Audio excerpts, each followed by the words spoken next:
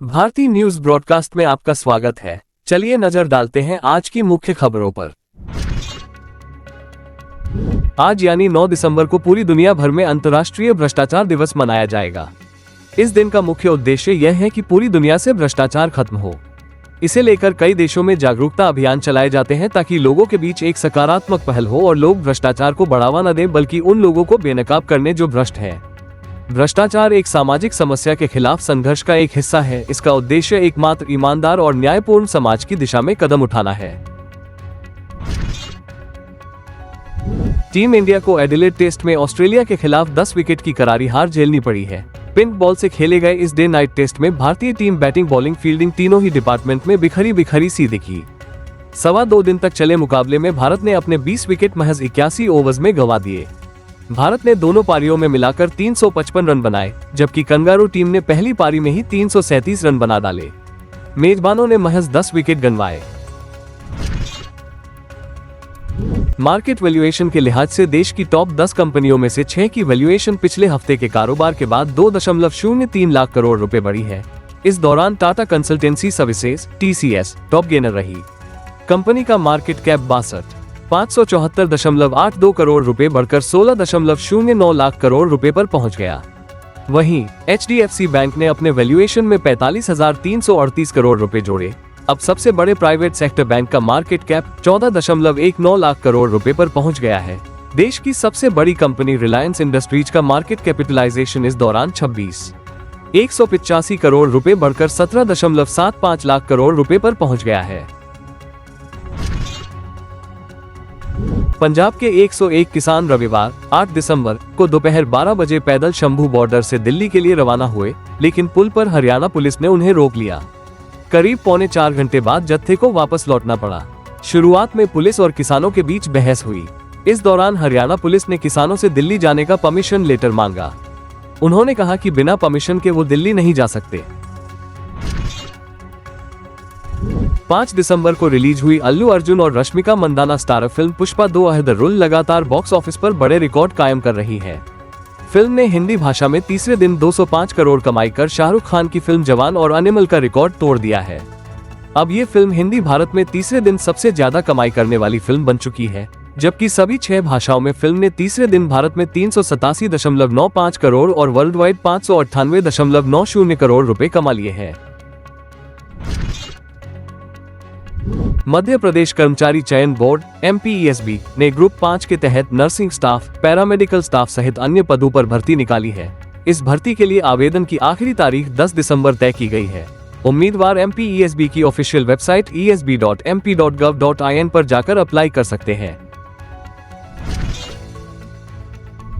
महाराष्ट्र विधानसभा चुनाव रिजल्ट पर अब NCP SP प्रमुख शरद पवार ने सवाल उठाया है। पवार ने कहा, ये सच है कि हम हार गए।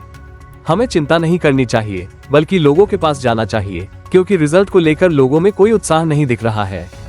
बहुत नाराजगी है। पवार ने शनिवार को कोल्हापुर में कहा था कि चुनाव में राजनीतिक दलों को मिले वोटों और जीती सीटों की तुलना हैरान करने वाली है। कांग्रेस को 80 लाख वोट मिले और उसने 15 सीटें जीती, जबकि एकनाथ शिंदे की शिवसेना को 79 लाख वोट मिले और वह 57 सीटों पर जीती। पवार ने कहा, अजित पवार की NCP को 58 लाख वोट मिले और उसने 41 सीटें जीती, जबकि मेरी पार्टी NCP SP को 72 लाख वोट मिले और हमें केवल 10 सीटों पर जीत मिली। ये आंकड़े हैरान करने वाले हैं। केंद्रीय गृह मंत्री अमित शाह ने कहा कि BSF first line of defence के नाम से जानी जाती है। यही वजह की सीमा से जब किसी अप्रिय घटना की सूचना आती है तो गृह मंत्री को जरा भी चिंता नहीं होती। यही भरोसा रहता है कि हमारे BSF के जवान हैं, निपट लेंगे। अजेय भारत का विश्वास 140 करोड़ भारतवासियों के दिलों में पैदा हुआ है। इसका पूरा श्रेय सीमा पर खड़े हुए जवानों को जाता है और किसी का इस पर कोई अधिकार नहीं है। केंद्रीय गृह मंत्री अमित शाह रविवार को जोधपुर में सीमा सुरक्षा बल BSF के 60वें स्थापना दिवस राइजिंग डे परेड में शामिल हुए। उनके सामने जवानों श्वान टीम ने एक से बढ़कर एक करतब दिखाए। महाराष्ट्र में किसानों ने शनिवार को आरोप लगाया है कि राज्य वक्फ बोर्ड उनकी जमीन पर कब्जा करने की कोशिश कर रहा है। दरअसल करीब 300 एकड़ जमीन पर दावे का मामला महाराष्ट्र स्टेट वक्फ ट्रिब्यूनल में चल रहा है। इस संबंध में बोर्ड ने लातूर के 103 किसानों को नोटिस भेजा है। मामले में 2 सुनवाई हो चुकी है। अगली सुनवाई 20 दिसंबर को होनी है। भारतीय विदेश मंत्री एस जयशंकर ने शनिवार को कतर में हुए दोहा फोरम में हिस्सा लिया। यहाँ उन्होंने डी-डॉलराइजेशन, रूस यूक्रेन वॉर, भूमध्य सागर और दुनिया भर में फैले तनाव पर बात की। विदेश मंत्री ने बताया कि कैसे भारत रूस और यूक्रेन से सीधे बात कर रहा है और दोनों देशों को एक दूसरे के मैसेज पहुंचा रहा है। दोहा फोरम में डी-डॉलराइजेशन के मुद्दे पर जयशंकर ने कहा कि हमने कभी इसकी वकालत नहीं की है और फिलहाल ब्रिक्स करेंसी का कोई प्रस्ताव नहीं है।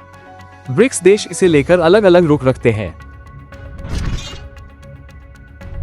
भारतीय बाजार में तेज उतार चढ़ाव को देखते हुए ज्यादातर निवेशक कम जोखिम के साथ गारंटीड रिटर्न चाहते हैं।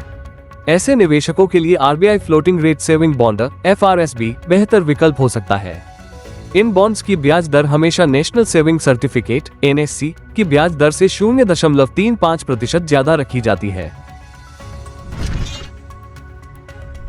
लखनऊ पुलिस मुख्यालय की सुरक्षा में तैनात दरोगा ध्यान सिंह की हत्या थी या आत्महत्या, इसकी जांच पुलिस ने तेज कर दी है। पुलिस आत्महत्या के बिंदु पर ही जांच को आगे बढ़ा रही है। पुलिस का कहना है कि रेलवे के लोको पायलट ने एक युवक के ट्रेन के आगे कूदने की सूचना दी थी। जम्मू कश्मीर के जोजिला में शनिवार रात तापमान -18 डिग्री सेल्सियस तक पहुंच गया। मौसम विभाग का अनुमान है कि रविवार रात को पारा -25 डिग्री सेल्सियस और सोमवार रात को -29 डिग्री सेल्सियस तक गिर सकता है। वहीं श्रीनगर का तापमान पिछली रात -0.5 डिग्री सेल्सियस रिकॉर्ड किया गया। हालांकि दिसंबर का पहला हफ्ता खत्म होने के बाद भी उत्तर भारत के मैदानी इलाकों में सर्दी की चुभन महसूस नहीं हो रही है। ज्यादातर शहरों में दिन का तापमान 25 से 31 डिग्री सेल्सियस के बीच है, जबकि इस समय तक इन इलाकों का तापमान 22 से 28 डिग्री सेल्सियस के बीच रहता है। मुंबई की कोर्ट ने बाबा सिद्दीकी मर्डर केस में मुख्य शूटर समेत 8 आरोपियों को 16 दिसंबर तक जुडिशियल कस्टडी में भेज दिया। इनकी कस्टडी शनिवार को खत्म हो रही थी। सभी को विशेष मकोका कोर्ट में पेश किया गया, जहां इनकी कस्टडी बढ़ा दी गई। बाकी के आरोपी पहले ही जुडिशियल कस्टडी में है। मुंबई पुलिस ने इस मामले में अब तक 26 लोगों को गिरफ्तार किया है। सभी के खिलाफ 30 नवंबर को महाराष्ट्र संगठित अपराध नियंत्रण अधिनियम (मकोका) की धाराएं लगाई गई थी। राष्ट्रपति द्रौपदी मुर्मू ने 7 दिसंबर को ओडिशा को 3 नई रेल परियोजनाओं की आधारशिला रखी। इसमें बंगारी पोशी गोरू महिशानी, बुड़ामरा चाकुलिया, बादाम पहाड़ केंदुझर रेलवे प्रोजेक्ट शामिल है। इसके लिए 6,200 करोड़ रुपए का बजट आवंटित किया गया है।